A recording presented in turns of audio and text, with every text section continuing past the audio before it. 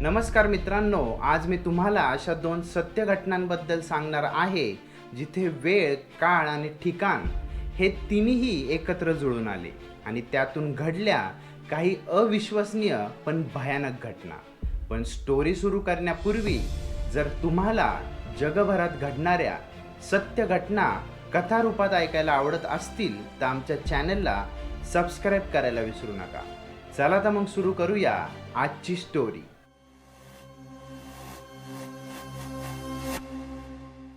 मध्य प्रदेशमधल्या कटनी जिल्ह्यामध्ये राहणारा 45 वर्षाचा लटोर बर्मन, जो की एक सामान्य शेतकरी होता, तो 18 सप्टेंबर 2015च्या दिवशी रात्री खादरा गावामधून अंधारामध्ये अडखळत चालला होता. त्याचं कारण म्हणजे त्याने प्रचंड दारू पिली होती. त्या दिवशी बर्मन त्याच्या पत्नीला सोडायला तिच्या गावाला गेला होता. ते दोघं त्या गावामध्ये जत्रेमध्ये फिरले. पुढे काही वेळानंतर बर्मनने पत्नीला तिच्या घरी सोडलं आणि तो रात्र होण्याआधी घरी पोचलं पाहिजे म्हणून त्याच्या गावाकडे निघाला. पण बर्मनने ठरवलं की गावाला पोचायच्या आधी थांबून थोडं मद्यपान करावं. तसा तो गावाजवळ पोचल्यानंतर गावाच्या अलीकडे एका दारूच्या दुकानापाशी थांबला. त्याने तिथं प्रचंड दारू पिली आणि शेवटी जेव्हा त्याला वाटलं की आता बास झालं, तसं त्यांनी चालत स्वतःच्या घरी जायचा निर्णय घेतला. आता तो संपूर्ण नशेत, दारूच्या प्रभावामध्ये, काळ्या कुट्ट अंधारामध्ये डगमगत घराकडे निघाला. त्याचा शरीराचा तोल सुटत होता, पण तो घराच्या दिशेचा रस्ता धरून चालत राहिला. या रस्त्यावरून चालताना त्याला समोर फक्त 1 फूट एवढंच दिसत होतं. त्याचं कारण फक्त तो नशेमध्ये होता हे नव्हतं, तर गावामध्ये रस्त्यावरती अजिबात लाईटच नव्हत्या. त्यामुळे रस्त्यावरती संपूर्ण अंधार होता. पण हे त्याच्यासाठी काही नवीन नव्हतं, कारण तो याच रस्त्यावरून कित्येक वेळा चालत जायचा. त्याला रस्ता ओळखीचाच होता, त्यामुळे तो नेहमीसारखा चालत राहिला. पण त्याला एक गोष्ट थोडी विचित्र वाटली होती. तो कित्येक वर्ष भरपूर वेळा या रस्त्यावरून दारू पिऊन रात्री घरी जायचा.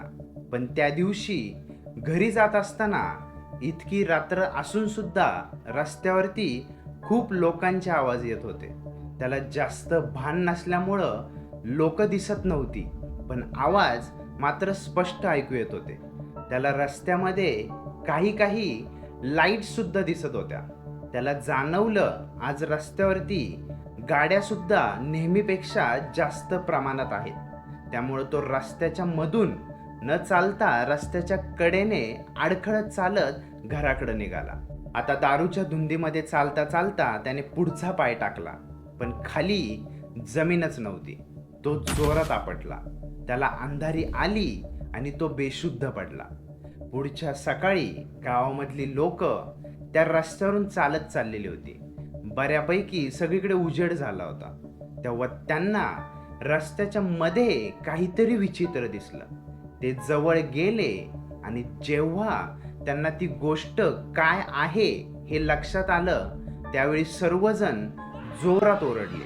पुढे लगेच पोलिसांना बोलवलं गेलं. तर असं घडलं होतं की ज्या रात्री बर्मन घरी चालला होता आणि त्याला रस्त्यावरती नेहमीपेक्षा जास्त रहदारी जाणवत होती, त्या दिवशी रात्री या गावामधल्या रस्त्याचं काम चालू झालं होतं. चांगला रस्ता बनवण्यासाठी मोठे खड्डे तयार करून त्यामध्ये मुरुम भरला जाणार होता. त्यामुळे रस्त्यावरती जागोजागी मोठे खड्डे तयार केले गेले होते. त्यामुळे बर्मन जेव्हा दारूच्या नशेमध्ये रस्त्यावरतून डगमगत चालला होता, तेव्हा तो त्या खोल खड्ड्यांपैकी एका खड्ड्यामध्ये पडून बेशुद्ध झाला होता. पण रात्र असल्यामुळे आणि रस्त्यावरती लाईट सुद्धा नसल्यामुळं कुणाच्याच लक्षात आलं नव्हतं की बर्मन त्या खड्ड्यामध्ये पडला आहे. पण जेव्हा रात्री उशिरा रस्त्याचं काम करणाऱ्या JCB आणि रोलरचा भरपूर आवाज यायला सुरू झाला, तेव्हा बर्मनला शुद्ध आली होती. पण तोपर्यंत उशीर झाला होता. खड्ड्याजवळ आलेल्या JCBने त्या खड्ड्यामध्ये मोठा मुरुमाचा ढीग टाकला. जसं बर्मनला त्याच्या अंगावरती मुरुम पडल्याचं जाणवलं, तसं त्यांनी स्वतःला वाचवण्याचा भरपूर प्रयत्न केला. त्याने मदतीसाठी हात बाहेर काढला, पण त्या मुरुमाखाली तो संपूर्ण गाडला गेला होता.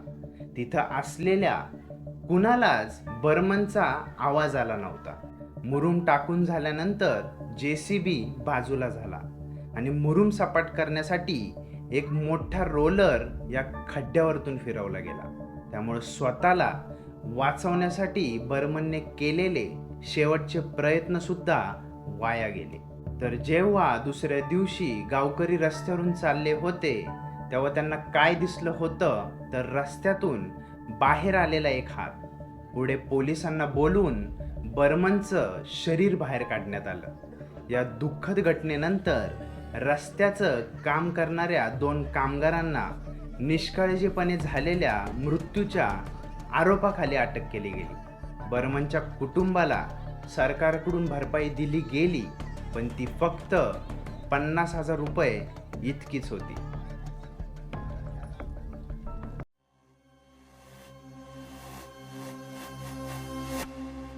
28 नोव्हेंबर 2015च्या दिवशी दुपारी जवळपास 2:30 वाजता एका घराच्या पार्किंगमध्ये एक गाडी आली. हे घर कॅलिफोर्नियामधल्या ह्युरन नावाच्या ग्रामीण भागात होतं.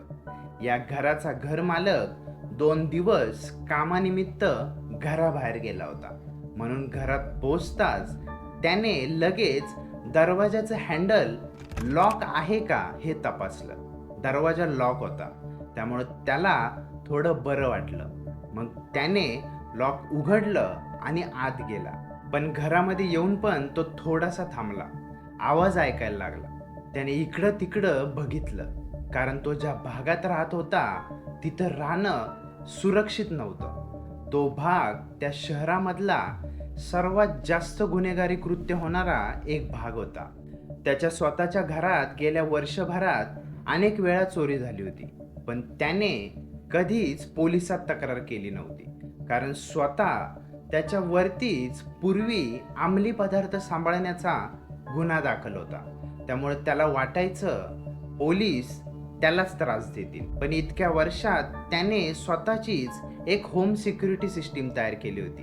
प्रत्येक वेळी घरी आल्यानंतर तो आधी काही क्षण शांत उभा राहायचा, कुणाचा आवाज येतोय का हे ऐकायचा, मग घरामध्ये फिरून सगळं नीट आहे का हे तपासायचा. त्या दिवशी सुद्धा त्याने तेच केलं.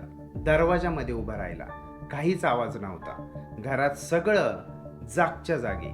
मग त्याने लाईट लावली, हॉलमध्ये गेला, किल्ल्या आणि वॉलेट टेबलवर ठेवलं आणि नेहमीसारखा तपास सुरू केला.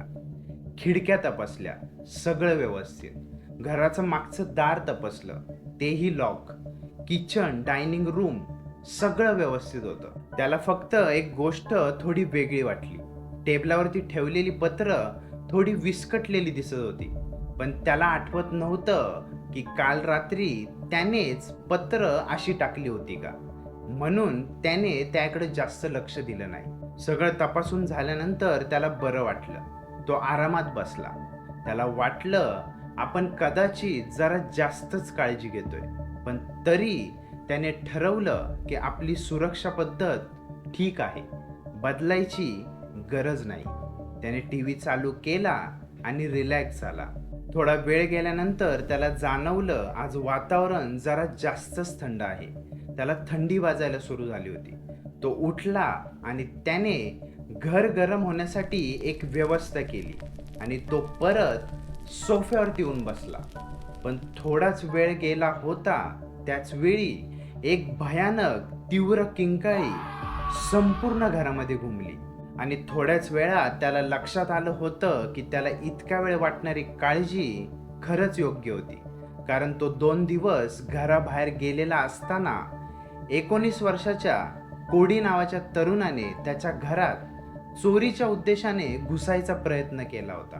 कोडीने या घरामध्ये दरवाजा आणि खिडकीमधून आत घुसण्याचा प्रयत्न केला होता, पण त्याला कुठूनच रस्ता न सापडल्यानंतर तो छतावरती चढला. त्याला घरावरती घर गरम ठेवण्यासाठी शेकोटी जाळल्यानंतर धूर बाहेर जाण्यासाठी तयार केलेली चिमणी दिसली. त्याने त्या चिमणीच्या आतून घरामध्ये घुसण्याचा प्रयत्न सुरू केला. पण चिमणी जशी घराच्या दिशेने खाली जात होती तशी ती निमुळती होत चालली होती. हे कोडीला खूप उशिरा कळलं. त्यामुळे तो त्या चिमणीमध्ये अर्ध्यामध्येच अडकला. आणि घराचा मालक जेव्हा दुसऱ्या दिवशी घरी आला होता, जरी त्याला घर तपासल्यानंतर सगळं शांत वाटलं होतं, तरी त्याला लक्षात आलं नव्हतं की कोडी त्या चिमणीमध्ये अडकलेला आहे आणि जिवंत आहे. फक्त तो घाबरल्यामुळे काही आवाज करत नव्हता. आणि मग जेव्हा घर मालकाला थंडी वाजली होती, तेव्हा त्याने घर गरम होण्यासाठी घरामध्ये शेकोटी पेटवली होती. जशी त्याने ही आग पेटवली तसा इतका वेळ शांत बसलेला कोडी आगीच्या चटक्यांमुळे जोरजोरात ओरडायला सुरू झाला. पण आधीच अडकलेल्या कोडीने जशी आगीपासून वाचण्यासाठी चिमणीच्या आतमध्ये हालचाल सुरू केली, तसं त्याचं शरीर अजून चिमणीमध्ये खाली सरकत आणि अडकत गेलं.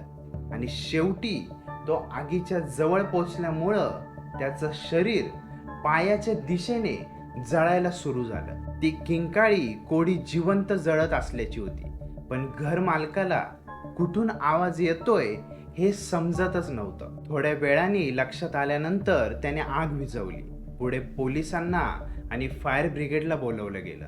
फायर फायटर्सनी चिमणी तोडून कोडीला वाचवण्याचा प्रयत्न केला होता. ते त्याच्यापर्यंत पोचेपर्यंत कोडी जिवंत सुद्धा होता, पण थोडासा उशीर झाला होता. कोडीचा शेवटच्या क्षणी मृत्यू झाला. पोस्टमॉर्टम रिपोर्टनुसार कोडीचा मृत्यू धूर शरीरात गेल्यामुळे आणि भाजल्यामुळे झाला होता. तर मित्रांनो, आजच्या पुरतं इतकंच. प्रत्येक दिवस आपल्याला काही ना काही शिकवतो आणि आजची घटना सांगते की एक चुकीचा निर्णय आयुष्यभराचं दुःख देऊ शकतो. आपण कुठेही असू, थोडं थांबून विचार करणं कधीच वाईट नसतं. चॅनलला सबस्क्राईब करा आणि या व्हिडिओला तुमच्या मित्रांसोबत शेअर करा, कारण जागरूकता पसरवणं ही सुद्धा एक जबाबदारी आहे. लवकरच भेटू एका नव्या सत्य घटनेसोबत. तोपर्यंत स्वतःची आणि आपल्या जवळच्यांची काळजी घ्या. धन्यवाद.